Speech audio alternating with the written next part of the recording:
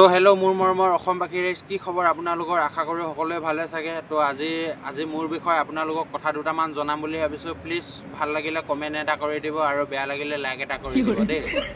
তো মানে কথাটো এনেকুৱা হ'ল, মানে আজি 2-3 দিনমান হ'ল মই মানে ৰাতি শুই থাকোঁতে ভগৱানৰ সপোনত দেখি গ'লোঁ। তো মই মানে ভগৱানক দেখাৰ লগে লগে মোৰ মাইণ্ডত এইটো আহি গ'ল মানে দেই। তো মই ভগৱানক সুধিলোঁ মানে, সেই ভগৱান যে মোৰ ৰিলেশ্যনৰ ইমানকেইজনী ছোৱালী আহিছিলে, মোৰ ৰিলেশ্যনৰ পৰা কিয় আঁতৰি গ'ল বুলি এনেকৈ সুধিলোঁ আৰু দেই। তো ভগৱানে মোক ক'লে কি, তুমি ছিংগুল থাকা আৰু তুমি ছিংগুল থাকি যিখিনি কাম কৰিব পাৰিবা, তুমি ৰিলেশ্যনত থাকি সেইখিনি কাম কৰিবৰ কাৰণে অকণমান তোমাৰ কাৰণে টান হৈ যাব, সেইটো কাৰণে তোমাক ছিংগুলকৈ ৰখা হৈছে বুলি ক'লে দেই। তো তেতিয়া মই সুধিলোঁ কি, মোৰ কপালত কি গাৰ্লফ্ৰেণ্ডেই নাই নেকি বুলি এনেকৈ সুধিলোঁ আৰু, বা মোৰ কপালত ছোৱালীয়ে নাই নেকি বুলি এনেকৈ সুধিলোঁ আৰু দেই। তো তেতিয়া মোক ভগৱানে কৈছে কি, তোমাৰ কপালত থকা ছোৱালীজনীৰ নামটো লিখিব লওঁতে কলমৰ চিয়াহী এদাই হৈ থাকিলে বুলি কৈছে দেই। তেতিয়া মই কৈছোঁ কি, সেই প্ৰভু মোৰ ৰক্ষা কৰক বুলি এনেকৈ কৈছোঁ দেই। তেতিয়া মানে ভগৱানে কৈছে, প্ৰভু তোমাৰ কাষতেই আছোঁ মই, আৰু তুমি আকৌ কিয় প্ৰভুক মাতিছা বুলি এনেকৈ ক'লে আৰু দেই। তো তেতিয়া মই ক'লোঁ, সেই প্ৰভু চৰি মোৰ ভুল হৈ গ'ল, মাফ কৰি দিয়ক বুলি এনেকৈ ক'লোঁ আৰু দেই। তো তেতিয়া মোক ভগৱানে কৈছে, ঠিক আছে হ'ব, মই তোমাক মাফ কৰি দিছোঁ বুলি এনেকৈ মোক ভগৱানে কৈছে আৰু দেই।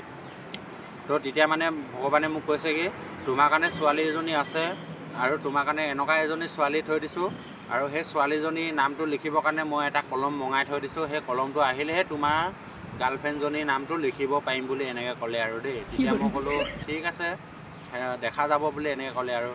তেতিয়া মোক ভগৱানে সেনেকৈ ক'লে আৰু দেই। তেতিয়া ভগৱানে কৈছে কি, তুমি ধৈৰ্য ধৰা, আৰু ধৈৰ্যৰ ফল সদায় মিঠা হয়।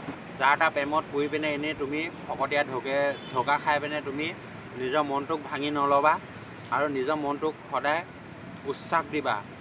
কিবা এটা কাম এটা কৰিলে ভালকৈ উৎসাহ দিবা, আজি এনেকুৱা এটা কাম কৰিলোঁ বুলি। কিন্তু চবটো কাম নহয়, মানে তুমি যিটো কাম ভাল কৰা সেই কামবিলাক তুমি উৎসাহ দি কাম কৰা, তেতিয়া তুমি বিন্দাছ ছোৱালী পাই যাবা বুলি সেনেকৈ ক'লে আৰু দেই। তেতিয়া মই সুধিলোঁ কি, আপুনি লিখি দিম বুলি কোৱাজনী তেতিয়াহ'লে কি হ'ব বুলি সেনেকৈ ক'লোঁ। সেইজনীয়ে তুমি যোনজনী যেতিয়া নেকি তুমি কাম কিছুমান উৎসাহ দি কৰিবা, তুমি নিজে কামবিলাক কৰি সফল হ'বা, সেই যোনজনী ছোৱালী পাবা সেইজনী ছোৱালীয়ে মই লিখি থৈ দিছোঁ বুলি তুমি ভাবি ল'বা বুলি তেতিয়া মোক ভগৱান এনেকৈ ক'লে দেই। তো তেতিয়াহ'লে ঠিক আছে ভগৱান, আপুনি বেয়া চেয়া নাপাব বুলি সেনেকৈ ক'লোঁ। তো মানে মই আৰু এটা কথা ভগৱানক সুধিম বুলি ভাবি থাকোঁতে মোৰ মানে ৰাতিয়ে পুৱাই থাকিলে, মানে মই সুধিবই নাপালোঁ। তেতিয়া মই ভাবিছোঁ কি, সেই ৰাতিয়ে পুৱাই থাকিলে, মই সুধিবই নাপালোঁ এই কথাটো বুলি এনেকৈ ভাবিছোঁ আৰু দেই। তেতিয়া মই মানে এটা কথা ভাবিলোঁ, সঁচাকৈ টাইম কেতিয়াও ৰৈ নাথাকে, টাইম থাকোঁতে যিখিনি কাম কৰিবি, আৰু টাইম যদি যায়গৈ সেইখিনি কাম কৰি লাভ নাই বুলি কৈছে আৰু দেই। তো তেতিয়াৰ পৰাহে মই গম পালোঁ মানে, আৰু এই কথাটো হয়নে নহয় আপোনালোকে নিশ্চয় জনাব। তো আজি ভিডিঅ'টো ইমানেই আছিলে, কেনেকুৱা লাগিলে নিশ্চয় জনাব দেই।